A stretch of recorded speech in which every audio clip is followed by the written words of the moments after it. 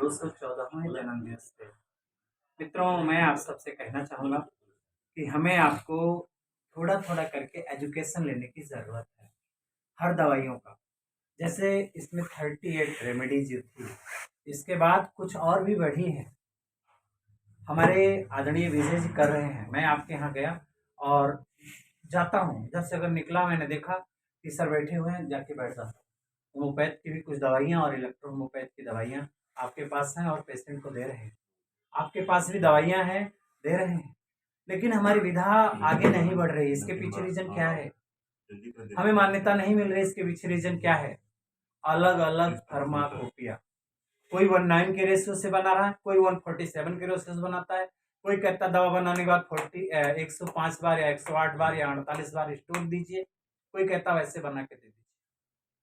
सत्य है, अभी आप लोग जो हमारे नए साथी हैं सीख रहे हैं, उनको जो बताया जाएगा वही तो जानेंगे। हमको भी जो बताया गया वही हम जाने थे।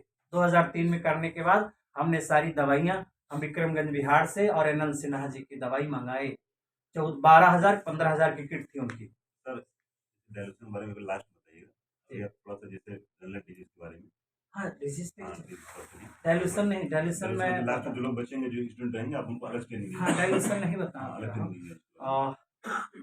बिल्कुल डायल्यूशन में बता ही नहीं रहा, बस उधर ही निकल रहा हूँ। यानी दवाइयाँ जो अपने पास जो रही हैं पर्याप्त मात्रा में न होने का, तो मित्रों मैं ये कहना चाहूँगा कि इलेक्ट्रो होम्योपैथी विधा अगर दिन प्रतिदिन इसके पीछे हम लोग लगे हैं तो इस एजुकेशन की ज़रूरत है। फिर एजुकेशन के साथ साथ हमें एकजुट होने की ज़रूरत है कि नहीं? और इसके उपलक्ष्य में हम अगर कहें कि दवाओं किस कहाँ-कहाँ हमारी ये काम करती है, तो इलेक्ट्रो होम्योपैथ की अलग-अलग जो डॉक्टर मैटी साहब ने उस समय केवल एक दवा का भी आविष्कार किया था, है ना सर? केवल उन्होंने S1 बनाया था। बाद में फिर धीरे-धीरे करके 38 दवाइयाँ उसमें ऐड होती गई। अब हमें अगर उनका यूज़ करने का तरीका अगर मालूम नहीं है, तो हम सफल नहीं होंगे, हमारी प्रैक्टिस सफल नहीं होगी। तो हमें क्या करना है, उसको धीरे-धीरे करके सीखना है। आज हम ये किसी एक डिज़ीज़ के बारे में जिस पे कहिए, सर कहिए शुगर पे, थायराइड पे या आपके गठिया पे, जिस किसी डिज़ीज़ पे कहिए उस पे एक्यूप्रेशर से, क्योंकि मैं एक्यूप्रेशर का भी हूँ और इलेक्ट्रो होम्योपैथ से आपको मैं करना बता दूँगा। चलिए मैं डायबिटीज़ को ले लेता हूँ। क्यों सर? डायबिटीज एक ऐसी बीमारी है, क्योंकि पूरी इलेक्ट्रो होम्योपैथ को पूरा सिखा पाना एक दिन में या 38 दवाओं के बारे में थोड़ा-थोड़ा हम बता देंगे, बहुत बार आप पढ़ोगे भूल जाओगे। कोई याद होता है, सबकॉन्शियस माइंड याद नहीं रखता है, लेकिन कुछ चीजें ऐसी होती जो याद हो जाती है। जैसे आज के भागम-भाग जीवन में हमारा मेटाबॉलिक डिसऑर्डर गड़बड़ है। हमारे जो चिकित्सक साथी हमें क्या है, हमको सच्चाई ये है कि हमें अपने को स्वस्थ अगर हम रख सकते हैं, अगर हम स्वस्थ हैं तो आगे आने वाला मरीज भी स्वस्थ होगा। लोग क्या करते हैं, अपने ध्यान नहीं देते हैं, मरीज के पीछे लगे होते हैं, अपना खाने का भी टाइम नहीं होता। डॉक्टर कहता है ना समय से खा रहे हैं। बताइए आप में से कितने लोग हैं जो सुबह योग करते हैं? 2-4 लोगों को छोड़ कोई करता है? अच्छा हाथ उठाइए जो करता है। आप कर रहे हैं, आपके लिए ताली बजा दीजिए। कम से कम आप एक लोग तो आए इतनी भीड़ में मित्रों। चलिए 2 हो गए, ठीक है। कहने का अर्थ ये है मित्रों, हमें अपने स्वास्थ्य के प्रति चिकित्सक हैं, अपना इलेक्ट्रो होम्योपैथ की दवा क्या है, S1 जी मिलाया है आपने, अभी मैं बताऊंगा। उसको ना हो तो 2-4 बूंद आप पानी में डाल दीजिए, घर के पूरे लोग ले लें, इम्यूनिटी आपकी बनी रही। कोरोना काल में लोगों ने बहुत इम्यूनिटी के लिए किया, अच्छा रिजल्ट भी उस पर आया है। इसी प्रकार अगर हम देखिए जो हमारा दवाओं का अगर ज्ञान होगा और दवाइयाँ सही होगी, अब हमने कहा S1 जी मिला के आपने ले लिया, लेकिन S1 आपके पास है, वो दवाई अच्छी नहीं है, तो क्या करेंगे? ऐसा भी तो है। 999 वाली किट है, कोई होम्योपैथी से बना के दिया है। कैसे आए, हम कैसे करें? तो इसके लिए हमने जो सोचा है, हमने कल भी कहा, कल भी अयोध्या में सानियावद में मीटिंग थी और वहां भी जितने भी डॉक्टर आए थे, आपके मनकापुर के थे, गोंडा के थे, बस्ती के थे, अयोध्या के जनपद के थे, लगभग 50-60-70 लोगों की भीड़ थी उसमें। और हमने वहां भी कहा कि सब लोग एकजुट होकर के कम से कम एक जनपद के, एक मंडल के लोग एक दवा पे रिसर्च करो भाई, कि हम इस कंपनी की दवा यूज कर रहे हैं, वो अच्छी चल रही है, सब लोग उसी को यूज करें। क्यों सर? पैसा माने नहीं रखता है। तो साथियों आप सब नए हो, मेरा मकसद है कि जो इलेक्ट्रो होम्योपैथी परफेक्ट कर रहा है, जैसे विजय जी कर रहे हैं, वो कर रहे हैं, हम कर रहे हैं, जो कर रहे हैं, जो साथी भैया कर रहे हैं, आप लोग कर रहे हो, तो सब लोग आपस में एक एक फार्मूले पे रिसर्च तो करें, किसी एक बीमारी पे। जैसे हमने कहा कि मैंने शुगर पे जो दवा दिया है मैं आपको बताता हूँ। आजकल क्या है, कुछ साथी ऐसे भी ओरिजिनल बताते भी नहीं जी। क्यों सर? दिया अपने पेशेंट को कुछ और है, कहते हैं अरे वो कर लेगा, अपना हाथ क्यों काटते हो। ऐसा भी लोग मिलते हैं। मित्रों यहाँ पे सब डॉक्टर ही है, कोई ऐसा तो नहीं जो बिना डॉक्टर हो। 2 लोग हैं उनको मैं जान रहा हूँ, वो भी डॉक्टर ही मानता हूँ उनको उनको मैं। तो सच्चाई है कि नहीं? लेकिन अगर हम एकजुट बन रहे हैं, एक एसोसिएशन बन रहा है, एक एजुकेशनल ग्रुप बन रहा है, तो हमको अपनी विधा को बिना छिपाए आगे बढ़ाना है। पहले जमाने में लोग मंत्र जानते थे, किसी का सर दर्द हो रहा हो मंत्र मात्र ठीक हो जाता, बिच्छू का डंक, कितना भारत में कितने सारे मंत्र थे कि नहीं थे? कागे मंत्रम अक्षरम नास्ति नास्ति मूलम न औषधम। कोई ऐसा शब्द नहीं जो मंत्र ना हो, कोई ऐसी जड़ी, कोई ऐसा पौधा, कोई ऐसा तना नहीं जो औषधि ना हो। लेकिन योजक चाहिए, जानकार, जो हमें बताए। अगर हमें जानकारी नहीं है तो हम वहां पे कभी भी सफल नहीं हो सकते हैं। कि हो जाएंगे? तो हमें आपस में शेयर करना है अपने ज्ञान को। आज हम जी के जन्मदिन पर ये प्रतिज्ञा करना चाहिए, ये शपथ लेना चाहिए कि इस एजुकेशन को आप जो कर रहे हो बच्चों के पालन के लिए, मैं मना नहीं करता भाई, कर रहे हैं आप करो अपनी विधा जो कर, लेकिन उसके साथ साथ ईएच जो आपने जिसकी डिग्री है, जिसको सीखा है, उस पर भी आपका रिसर्च होना चाहिए, किसी एक बीमारी पे, किसी एक बीमारी। और उसमें हम सब सहयोगी रहेंगे। कोई कहता मैं डायबिटीज को, आज आप लोग प्रण करके जाओ कि मैं गठिया वाले को देखूंगा, मैं थायराइड को देखूंगा, मैं यूट्रस फाइब्राइड पर जाऊंगा, मैं सियाटिका को देखूंगा, मैं गठिया को ठीक करूंगा, मैं डाइजेस्टिव सिस्टम में जाऊंगा, मैं फैटी लिवर। मित्रों दवाइयां क्या क्या है उस पे, उसके सारे फार्मूले उसको बनाना हम यही सिखा देंगे। आप जाओ, दवाई क्या क्या उस पे यूज होती है, उस ऑर्गन की क्या क्या रेमेडी है वो हम लोग बताएंगे। अब उसमें एक ही ऑर्गन पे 5-5 10 4-4 रेमेडी यूज होती है। अब हम 1 बाय 1 करके 10 पेशेंट आए, अब आपको रिसर्च करना, किसी को ये रेमेडी दो, लिख लो डायरी में। सच्चाई है हम लोग लिखते नहीं है। आप लोग बताइए किसके पास रजिस्टर है? चलिए कम से कम डॉक्टर साहब कुछ लोग तो है, रजिस्टर अगर है तभी हमारा रिसर्च होगा, तभी हमारा फार्माकोपिया बनेगा। जब आईडीसी कमेटी में रजिस्टर मांगे लोगों के, पेशेंट का वो मांगा गया कि आपने कितने पेशेंट ठीक किया गया, तो लोग दे ही नहीं। अलग अलग दवाइयों के लिए लोगों ने अलग अलग फार्माकोपिया दे दिया। मान्यता न मिलने के पीछे रीजन यही रहा हमारा कि फार्माकोपिया सबका अलग अलग। कोई कहता 109 के। तो कहने का अर्थ यह है, आइए हमारा एक डिजीज हमने जो चुना आज डायबिटीज को, वैसे मैं थायराइड पे भी सोच रहा था, हमारे यहाँ ज्यादा पेशेंट गठिया वाले आते हैं उससे, लेकिन डायबिटीज एक भागम भाग जिंदगी की बहुत बुरी दशा होने वाली है। भारत में आने वाले समय में 80% व्यक्ति शुगर से प्रभावित होंगे। क्यों डॉक्टर साहब? है ना? अगर आप किसी पेशेंट को देखते हो उसकी टंग जो है, जीभ लाल है, लाल के साथ बीच में क्रैक है, तो उसको डायबिटीज होना है।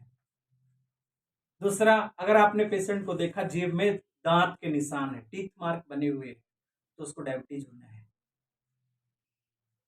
अब बोलोगे इस तरह तो बहुत, ये तो हो गया कि आप पहले से जान सकते हैं। दूसरा जो डायबिटीज देखिए 2 प्रकार का होता है, टाइप 1 टाइप 2। टाइप 1 जिसको इंसुलिन डिपेंडेंट डायबिटीज कहते हैं, जिसमें बीटा सेल आपके थोड़ा नॉन एक्टिव होते हैं, वहां इंसुलिन कमी रहती है, इंसुलिन देना पड़ता है। जुवेनाइल डायबिटीज जिसे बाई बर्थ लोग कहते हैं, इंसुलिन डिपेंडेंट डायबिटीज कहते हैं जी सर। दूसरा होता है नॉन इंसुलिन डिपेंडेंट डायबिटीज, जिसे टाइप 2 कहते हैं। टाइप 2 ही 90% आबादी को हो रहा है, ज्यादातर टाइप 2। टाइप 2 को भी हम लोगों ने 3 भाग में बांट दिया है। टाइप 2 को हम लोगों ने, देखिए अपना शरीर देखो, हमारा शरीर क्या है, 3 पार्ट में बटा है। ये डायफ्राम से ऊपर, इसको हम अपर वार्मर बोलते हैं। डायफ्राम से यहाँ तक नाभि तक के हिस्से को हम क्या बोलेंगे, मिडिल वार्मर। और ये नाभि से नीचे पार्ट को लोअर वार्मर। अब इसमें हमारा कौन कौन सा ऑर्गन है, लंग्स है और हार्ट है। अपर वार्मर में कौन होता है, लंग्स और हार्ट। मिडिल वार्मर में मेन हमारा ऑर्गन क्या होता है, stomach, spleen, liver, gall bladder, ये सब होते हैं। और लोअर वार्मर में kidney, urinary bladder, large intestine, small intestine दोनों में जा रहा है कि नहीं? यही होता हमारे बॉडी का ऑर्गन स्ट्रक्चर। सब लोग पढ़े होंगे, आप लोगों ने जब डॉक्टरी सीखा है तो इतना तो जानना चाहिए कि हम अपने शरीर में कोई पेशेंट आता, लिवर, किडनी, हार्ट, ये ऑर्गन की स्थिति तो हम जान सकते हैं। बोलो भाई, सब लोग जान रहे हो? जो ना जान रहा हो तो उसको हम बता भी देंगे हम लोग। भाई एजुकेशनल इंस्टीट्यूट है तो यहाँ बताया भी जाएगा। आगे देखो, अब हमें पेशेंट आता है तो उससे पूछना चाहिए डायबिटीज है, तो आपको प्यास ज्यादा लगती हुई है, इसमें 3 सिम्टम देते हैं, व्यक्ति प्यास लगेगी, भूख ज़्यादा हो जाए या यूरिन ज़्यादा हो, पेशाब ज़्यादा जाती है। तो क्या होता है पेशेंट को, आप पूछो प्यास ज़्यादा लगती है तो कहेगा हाँ डॉक्टर साहब बहुत मुँह सूखता है, प्यास ज़्यादा लगती है, हमको रात में भी उठ के पानी पीना पड़ता है। अगर इस तरह पेशेंट बोलता हमारा मुख ज़्यादा सूख रहा है, एकदम जीभ सूख जाती है, रात में भी पानी पीना पड़ता है, तो ऐसे में हमारा जानना चाहिए कि अपर ऑर्डर की डायबिटीज है, यानी लंग्स और हार्ट के कारण हो रही है। मीन्स लंग्स में हीट बढ़ी हुई, मेटाबॉलिक डिसऑर्डर हुआ और आपके स्टमक की हीट लंग्स पे प्रभाव डाल रही है, लंग्स में हीट बढ़ी है और इसके कारण उसको प्यास ज़्यादा लग रही है, बार बार पानी पी रहा है, यूरिन जा रहा है, वो तो अलग चीज़ है, आज सारी चीज़ें, लेकिन पानी इसमें ज़्यादा पिएगा, लंग्स में हीट बढ़ी है, उसका लंग्स और हार्ट प्रभावित होगी। तो हमारी जो दवाई यूज होगी, डाइजेस्टिव सिस्टम के बाद लंग्स और हार्ट की दवा वहाँ देना है, तब आप उसको जड़ से ठीक करेंगे। मिडिल ऑर्डर की क्या होगी, मिडिल ऑर्डर में आपके स्टमक हम लेते हैं, मेन ऑर्गन आपका स्टमक और स्प्लीन होता है, इसमें भूख ज्यादा लगेगी। मिडिल ऑर्डर का अगर पेशेंट आता है, डॉक्टर साहब खाते तो खूब है, भूख अच्छी है और भूख ठीक है, खूब पेशाब होती है, नॉर्मल पेशाब, रात में हमको पेशाब नहीं होता, बोलेगा रात में नहीं होगा, आराम से सो जाते हैं, दिन में ही ज्यादा जाते हैं और भूख खूब लगती है, लेकिन शरीर उसका पतला होता है। शरीर क्या होगा, पतला होता है, वो मिडिल ऑर्डर की डायबिटीज है। आप तुरंत जान जाएंगे कि मिडिल ऑर्डर डायबिटीज है। आपको कहाँ की रेमेडी चूज करना है, स्टमक और स्प्लीन की, डाइजेस्टिव सिस्टम की रेमेडी चूज करनी है, ठीक है। इसके बाद लोअर ऑर्डर में जाएंगे, हम कहाँ जाएंगे, लोअर ऑर्डर में। लोअर ऑर्डर में हमारी जो डायबिटीज होती है वो किडनी यूरिनरी ब्लैडर की, स्मॉल इंटेस्टाइन की हीट यूरिनरी ब्लैडर में ट्रांसफर हो जाती है, उसको इंसान को पेशाब ज्यादा लगता है, खासतौर से रात में ज्यादा लगेगा, यानी दिन में भी जाएगा, उस समय सब में जाता है, लेकिन रात में सिर्फ, अगर रात में ज्यादा जा, बोलो हमें पेशाब, कहते पेशाब ज्यादा होती है रात में, हाँ रात में हमको ज्यादा उठना पड़ता है, बोलेगा रात में नींद खराब जाती है, कई बार उठता हूँ, समझ लो लोअर ऑर्डर की डायबिटीज है। और मित्रों ऐसे में हमको किडनी और यूरिनरी ब्लैडर की रेमेडी यूज करनी है, ठीक है, और आपका डायबिटीज जड़ से ठीक होगी। हमने जो फार्मूला तीनों के लिए दिया, जो हमने दिया भाई इलेक्ट्रॉन पैसे क्या दिया, इस समय हमारे पास कई सारे पेशेंट हैं, जो अभी मैं चर्चा कर रहा था, बड़े बड़े लोग, आप उनसे मिल सकते हैं, आपके डॉक्टर साहब भी हैं दीपक क्लिनिक के, उनको भी दिया हूँ, डॉक्टर हीरालाल क्या नाम है, और लल्लू सिंह जी हैं, और GGIC के प्रिंसिपल हैं, ये तो बड़े बड़े लोग हैं, और जो छोटे बहुत लोगों को दिया। रेमेडी क्या है मित्रों, इलेक्ट्रो होम्योपैथ और एक्यूप्रेशर, हमने दोनों को मिक्स किया, तो क्योंकि मेरा वेस अब एक्यूप्रेशर में है, मैं एक्यूप्रेशर का विशेषज्ञ अपने आप को ना माने तो भी उसमें रिसर्च कर रहा हूँ, तो मैंने उसमें इलेक्ट्रो होम्योपैथ से C2 सर डाइजेस्टिव सिस्टम की रेमेडी, साथ में पेंक्रियास से इंसुलिन को सिक्रेशन में काम करती है, C2H10, ये भी डाइजेस्टिव सिस्टम की रेमेडी है, ठीक है, C2H10। और हमने अगली जो दवाई दी F1 लिया, और इसके बाद WE, अगर किसी को अनुवांशिक है, माता पिता को हुई है, उसको डायबिटीज है, तो वेरमन जोड़ दिया गया, सबको हमने D6 दिया, हाँ नेगेटिव, क्योंकि ये क्या है कि हमारा जो हमने डायग्नोज किया डायबिटीज को, हमने ये माना कि एक्सेसिव हीट के कारण हो रहा है, मेटाबॉलिक डिसऑर्डर हुआ, हीट एक्सेस हुई, यानी लंग्स की हीट, स्टमक की हीट, या यहाँ लोअर ऑर्डर की हीट, तो हमने हीट को कंट्रोल कर, तीनों ऑर्डर की डायबिटीज हो, हमने सबको ही एक रेमेडी दी। हाँ अगर उसको हार्ट की समस्या, घबराहट, बेचैनी, कुछ लोगों को ब्लड प्रेशर भी बढ़ जाता है, BP हाई, शुगर है, शरीर और एकदम शरीर कपने लगता है, कपकपी भी होती है, तो उनको मैंने हार्ट की रेमेडी लगा दी। किसी को स्टमक वाला है तो स्टमक, वही केवल जो मैंने ये बताया, C2H10 F1 WE, इतने से ही काम चल गया, ठीक है। अगर लेकिन जो है किडनी वाली है तो S6 जोड़ दिया, S6 अलग दे दिया, S6 जो किडनी के लिए हम लोग S6 लगा, तो वो जड़ से ठीक हुआ है। ऐसा नहीं कि देखिए अपने लोग एलोपैथ के, बताइए कितने लोग जानते हैं, डॉक्टर साहब बोलिए, लाइफ टाइम देना पड़ता है, सर मैं आपको नहीं कहूंगा, आपके यहाँ दवाई है, आप तो ठीक कर देते हैं, ठीक है, लेकिन लाइफ टाइम लोग दवाई लेते हैं, शुगर के लिए कहेंगे जीवन भर खाना पड़ेगा, और अपने यहाँ जिनका जिनका ठीक हुआ है मैं उनको बताता हूँ, ठीक है, जिनका अभी कल की मैं बात बताऊं, 4 से कुछ था, डॉक्टर चंद्रभान जी ने फोन किया था, मैंने उनको कहा ये आप केवल एक पॉइंट, अच्छा इसमें एक्यूप्रेशर का जो अपना पॉइंट है वो भी बता दूं, हमारे यहाँ एक पेंक्रियाज जो होता है उसके एक्टिवेशन के लिए एक पॉइंट होता है PN3, यानी इसको SP3 बोलो या PN3, कोई जूता ना पहना हो तो मैं लोकेशन दिखा दूँ किस पैर में सब लोग पहने हैं जूता। अभी इस पे जूता पे, हाँ यहाँ पैर रखिए, मैं वहां दिखा देता हूँ। दाहिना पैर एक वही निकाल, मोजा मत निकालिए, ऐसे ही जूता निकाल के वहां रखिए, मैं बता देता। सब लोगों को दिखाई पड़ रहा है? पैर थोड़ा सा, हाँ ऐसे यहाँ रखिए। देखिए मित्रों, ये अंगूठा आता है और अंगूठे से हम थोड़ा नीचे जाएंगे। ये अंगूठा है, अंगूठे से नीचे जाएंगे, गड्ढा पड़ेगा। अगर शुगर है तो यहाँ पे एक पॉइंट्स आप टोन करके लगाते या पीला रंग। मैग्नेट नहीं है आपके पास, हम लोग मैग्नेट लगाते हैं टोन करके। मैग्नेट नहीं है, पीला कलर लगा। मैग्नेट नहीं है तो पीला कलर लगा दो। नहीं है, अभी कुछ देर बाद करेंगे। पीला कलर लगा दो। हम बताते हैं 400 थी, परसों 400 कुछ थी, और कल उन्होंने कहा कि 310 आई है। रिपोर्ट मैं ऐसे नहीं मान रहा। रिपोर्ट आप लोग कहेंगे, हम ग्रुप में डलवा देंगे, ठीक है।